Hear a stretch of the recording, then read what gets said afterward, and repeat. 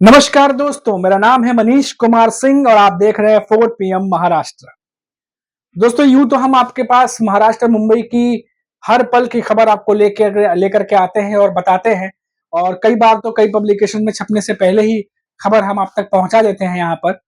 लेकिन आज हम बात करने वाले हैं एक ऐसे मुद्दे पर, एक ऐसी बात है जो आने वाले महाराष्ट्र की राजनीति में बहुत बड़ा असर डालने वाली है। और वो बात क्या है? वो बात है शिवसेना की स्थापना दिवस जो मनाया जा रहा है 98वां उनका। क्योंकि शिवसेना का स्थापना दिवस एक जगह नहीं बल्कि 2 जगह मनाए जा रहे हैं। एक एकनाथ शिंदे हैं जो वर्ली में जो एनएससीआई जो डोम है वहां पर अपने तमाम कार्यकर्ताओं और नेताओं और विधायकों सांसदों के साथ ये स्थापना दिवस मना रहे हैं। और दूसरी तरफ है उद्धव ठाकरे जो कि सायन में षणमुखानंद हॉल में जो है वो स्थापना दिवस मना रहे हैं, जहां तमाम कार्यकर्ता और नेता पहुंचे हुए हैं।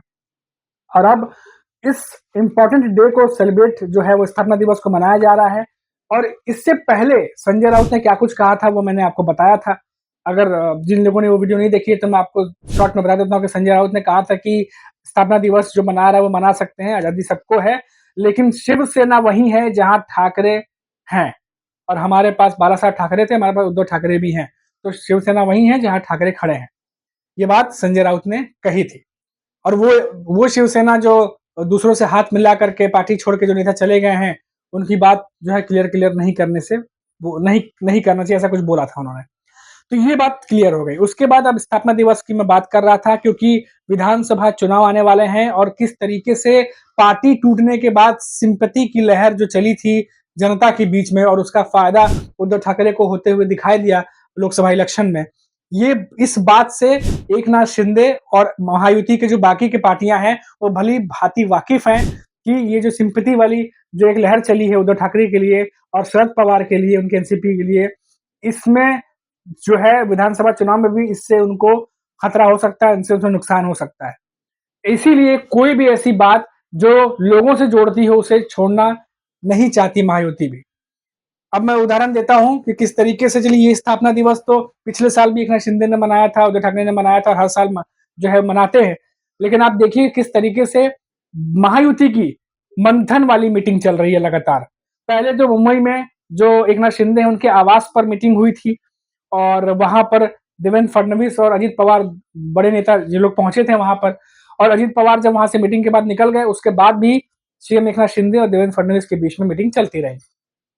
और उसके अगले दिन ये तीनों ही नेता जो हैं, देवेंद्र फडणवीस, अजित पवार तो नहीं गए, देवेंद्र फडणवीस, उसके बाद जो इनके नेता हैं चंद्रशेखर बावनकुले और पंकजा मुंडे, ऐसे और एक दो बड़े नेता जो बीजेपी का महाराष्ट्र में एक तरीके से कमान संभालते हैं, वो जो है दिल्ली पहुंचे।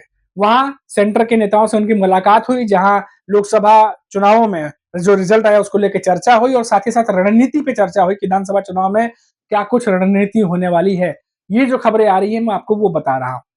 तो सोचिए कि एक तरफ तो इंडिया गठबंधन है, एनडीए गठबंधन है, जो पूरी तैयारी करके बैठा है और उसमें पता है कि वो ऑलरेडी एडवांटेज में है और उनकी तरफ वेट ज्यादा है। दूसरी तरफ एनडीए गठबंधन है जो कि पहले तो अपने ही दल के नेताओं से पहले तो वो जूझ रहा है, ऊपर से जो कमियां हुई हैं उस पर मंथन करते हुए, उसको कंप्लीट करते हुए, उसको फिल करते हुए कैसे कि वो दोबारा ना दोहराई जाए और नई स्ट्रेटेजी के साथ विधानसभा चुनाव में उतरना है, क्योंकि चुनौती बड़ी है। और जो नेता हैं एमवीए गठबंधन के वो पूरे जोर से भरे हुए हैं और उनके साथ उनको चुनावी मैदान में उतरना है। अब यही अगर हम देखा जाए, जिस तरीके से संजय राउत लगातार हमला कर रहे हैं, जिस तरीके से शरद पवार घेराबंदी करते चले जा रहे हैं और जिस तरीके से उद्धव ठाकरे जो है उनकी तरफ से बीच बीच में बयान आते हैं, तो कहीं ना कहीं साइकोलॉजिकल दबाव भी जो है वो महायुति पे बन रहा है। अब जैसे मैंने बात की शरद पवार की, तो शरद पवार को देख लीजिए कि धीरे धीरे उन्होंने अभी कुछ दिनों पहले कहा माहौल बदलना शुरू हो गया है। तमाम मीडिया रिपोर्ट्स में खबर है कि महाराष्ट्र का माहौल बदल रहा है। कैसे बदल रहा है? पहले जो बनाया गया था कि एनडीए गठबंधन की तरफ पूरा जनादेश है, जनता का मुरुख है, वो लोकसभा रिजल्ट में हमने देख लिया कि किसकी तरफ है। अब जो किसान है, जो मराठा आरक्षण था, उसने तो कितना नुकसान पहुंचाया वो हम सब जानते हैं महायुति को। अब जो किसान है महाराष्ट्र के, उनके साथ लगातार शरद पवार टच में है, उनके मुद्दे उठा रहे हैं, उनकी बातें उठा रहे हैं और उनके साथ बैठकें कर रहे हैं। तो किसान का मूड किसकी तरफ जाएगा? जाहिर सी बात है जो उनके साथ बैठेगा, जो उनके साथ उनकी बातें करेगा, और शरद पवार वही कर रहे हैं।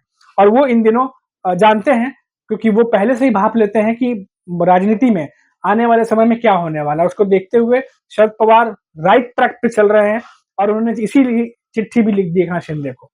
अब आप सोचिए कि अगर यही ट्रैक चलता रहा, इसी तरीके से शरद पवार चलते रहे, तो कितनी बड़ी घेराबंदी हो जाएगी महायुति के लिए, क्योंकि महाराष्ट्र में किसानों का वोट, किसान के जो क्षेत्र है, किसानों की समस्याएं वो कितनी मायने रखते हैं, ये हम सभी जानते हैं।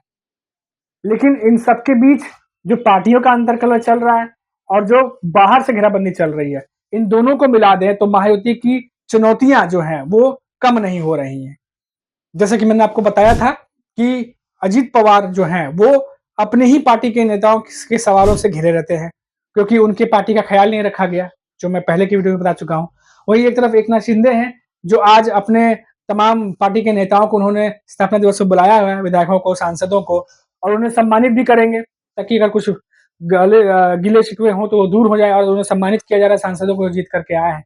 तो एक मैसेज भी देना चाह रहे हैं, और स्थापना दिवस का मौका है तो वो दिखाना भी चाह रहे हैं कि हम अपने सांसदों का जो है सम्मान कर रहे हैं, उनकी इज्जत भी कर रहे हैं, तमाम चीजें एक मैसेज भी कन्वे कर रहे हैं।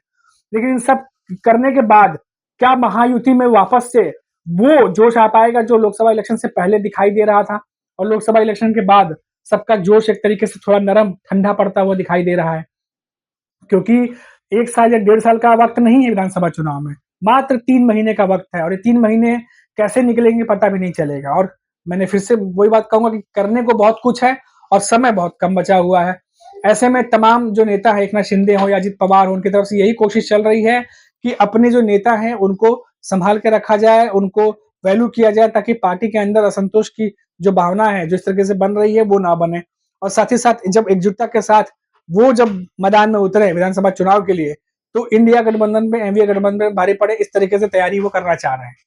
तो कुल मिलाकर जो अभी की राजनीति है उसमें जो समझ में आ रहा है उतना यही है कि जिस तरीके से महाराष्ट्र की राजनीति बदल रही है, महायुति के लिए मुश्किल होने वाली है, महायुति के लिए राह आसान नहीं है, सिर्फ इसलिए क्योंकि कई सारे ऐसे फैक्टर हैं, पार्टी के अंदर अंदर जो मनमुटाव की बातें सामने आती हैं वो भी हैं।